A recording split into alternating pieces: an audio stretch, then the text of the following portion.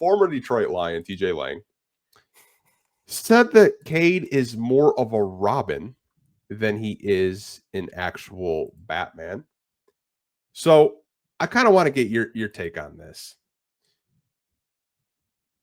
Does Cade need a number 2 option, or do you think that the Pistons have that number 2 option on the roster right now? TJ, just I don't understand. Before I get to that, TJ, I don't know what you're seeing, man. I think people get really captivated by the late game heroics when they try to make, these kind of analysis of players. Like Jordan and Kobe style of play has just ruined so much of basketball, and it's not their fault, but I think a lot of media members have fallen in love with the Hollywood fourth quarter clutch time that if you don't deliver, all of a sudden you're a Robin. No, you're just wrong. Cade Cunningham has showed that he's a Batman level player. And I do believe they have a Robin on their roster already. And I think it's Jaden Ivey. I think it's a crime that we just haven't been able to see them together for a full stretch of a season, just 60, 65, 70 games together. We just unfortunately haven't seen it yet because of health, bad coaching. Like, it's just unfortunate that we have not seen that dynamic because it clearly works. It clearly works. They're both very selfless players, very good passers. Even like in the 3 years that I've seen them play together, there's never been a time where I've seen Ivy shooting so much where I say, hey, Ivy, can you let Cade get a little bit? Can we spread it out a little bit? Or Cade the same way. Cade, chill in the hero ball. Can you get your other guys involved? You don't really have to worry about that with how they play. Even with the, teammates that they had. Like, again, people were not clamoring or excited, immensely about the idea of, Malik Beasley, Tim Hardaway Jr., and Tobias being those complementary pieces. They're good players, but they had different perceptions before the season started. And I think their ability to complement that young backcourt the way that they did was fantastic. But I also believe that Ivy has shown that he's suitable enough to be that number 2 guy. Like, there were times where Ivy was the leading scorer of the team, and Cade was kind of, I don't want to say just getting by, but he was doing enough with just maybe like a 19-point, 10 assist kind of night. And that's okay. If Ivy can give you 20, 25 to 30, there's nothing wrong with that, to have that balance. You don't want to always have Cade having to shoot the ball 20, 25 times and carry the water on his own. Like, I don't like seeing that with, when Luka was in Dallas. I didn't like seeing that with, Ant Edwards, in some stretches with Minnesota. It's good to have that balance, and it's good to have, that unpredictability with your team. And I think, again, while I do think they could use maybe one more just offensive, just dynamo in the front court, I think we know for a fact that backcourt works.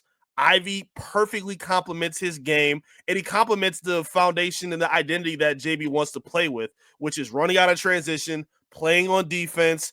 And that's another upgrade we were talking about in terms of the improvements for Ivy. Can he be an effective defender? Yeah, like that game against the Hawks where Cade got the, game-winning left-handed hook and then he blocked the shot at the end. Ivy was matched up against Trae Young and forced him to get rid of the basketball. So, like, yeah, I think we've seen enough from Ivy to kind of know that he's a building block for the future. And I think he'd be a little bit more dangerous with just one more punch in the front court. But no, to answer the question, Cade is not a Robin type of player. And anybody who thinks that needs to go back and watch the damn film. I feel like a lot of Pistons fans, maybe they're new Pistons fans, because I don't want to discriminate. I don't like the gatekeep because I think it's really weird to gatekeep, because I welcome everyone's opinions at the end of the day. Mm-hmm. I think some people that watch the Pistons, maybe, let's just say the month of April, maybe they look at Cade and they're like, his shots aren't falling. Like the elimination game where he went 0 for 10 from 3. I think if you just watch that, maybe you think that. But if you actually watched every game this season, you would know that Cade Cunningham had games where he was the number 1 option and his teammates knew it. Now, Cade does play unselfish to a fault sometimes. True. Cade will look to get his teammates involved because that's the type of player he is. Not saying that he can't go out and average 35. He could if he wanted to. But the type of basketball player he is, he looks to get everyone involved, and that's what you want your point guard and the floor general to be. Yep. For the, he's a Batman. For the Cade needs a Robin, he has a Robin. He only played 30 games this year. He was almost averaging 18 points a game. That's pretty good for a second option, if you ask me. Absolutely. Because Tobias Harris kind of had to slide into that number 2 option. Yep. And I don't think a lot of people consider that. Tobias Harris, when Jaden Ivey was healthy and out there, he was like a third option Right. every night. Jaden Ivey is the Robin to Cade's Batman. He's the second option. Shot 40% from 3 on 5 attempts a game. That's not a small sample size. That's a pretty good size. And the one game with Ivy, I think a lot of people will point to the Sacramento game. That's not the game that I want Pistons fans to go back and watch. I want you to go back and watch the game where he came back from injury against Phoenix. That was the most Yeah. aggressive Jaden Ivey I've ever Yes. seen Mhm. defensively, stripping the ball from Kevin Durant and Bradley Beal. He was Was just a awesome. dog defensively. Was hitting 3-point shot after 3-point shot after 3-point shot, getting to the lane, getting to the free throw line, just affecting the game on both ends of the floor. Like there were multiple games this year where Ivy had good defensive games Mhm. and he was pushing the pace and it was his turn to take over. Both of these guards, one game winners, multiple game winners. Yep. Ivy in Sacramento. Then he had one against Toronto when Cade was out. Cade Yep. had some game winners this year. Like this backcourt can work. I just think sometimes Pistons fans are a little bit impatient, and I get it. You just went from 14 wins to 44 wins. So you kind of want to just put a little bit of fuel and just light that match and see how far this team could go. Like realistically, Eric, this team could have won 50 games if the ball bounced their way. If we're Yep. being honest, like I could go down the schedule, I could go to the Bucks game, I could go to several games, but this team could have won 50 games, and that's crazy to think about. You ain't wrong about anything you just said. Ivy, a healthy Ivy changes a lot. Again, I tweeted it during the series. I said, hey, a healthy Ivy and Stu, this series could look completely different. Nick's Twitter went off, back to the excuses of the media, Detroit. It's not an excuse. It's just a flat out point that y'all were making when you weren't healthy last postseason. You were saying the exact same thing. The games that stayed out for me with Ivy was the Philadelphia game early in the season and the Laker game at home, where Mm-hmm. Ivy was showing that when Cade was getting double teamed, he was able to reap the benefits of it.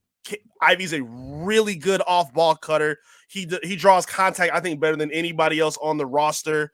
And obviously to complement that with an improved mid range game and a 3-point shot that was for a good stretch of the time more efficient than Malik Beasley. If you looked at the numbers, he was fantastic as a 3-level scorer, especially when there was extra attention, on Cade Cunningham. Not only was he really good at scoring, again, he's a really good passer as well. So when he would make that secondary cut, he can make that second level pass to find Beasley in the corner, to find Tim Hardaway, out on the perimeter, or to throw a simple lob to Duren. Like that connection was there. That impact was there by Ivy.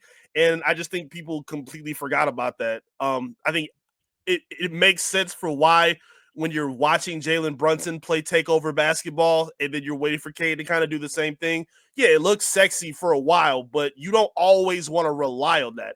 I think it's easier for Brunson and some of these other guys to play that kind of style when you have to keep somebody on Karl Anthony Towns in the process, where you can't leave Mikal Bridges open in the process. You can't leave OG Anunoby, who played fantastic all series, open in the process. Like they have to stay locked down on those guys.